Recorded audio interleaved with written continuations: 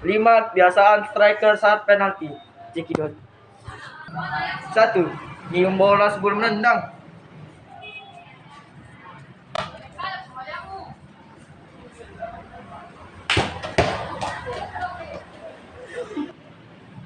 Yang kedua, fake shoot.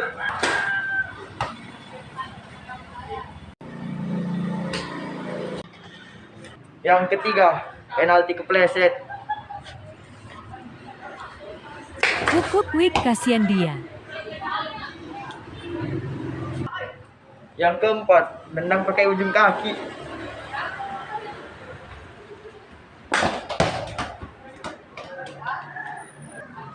Yang kelima, jinjit sebelum nendang.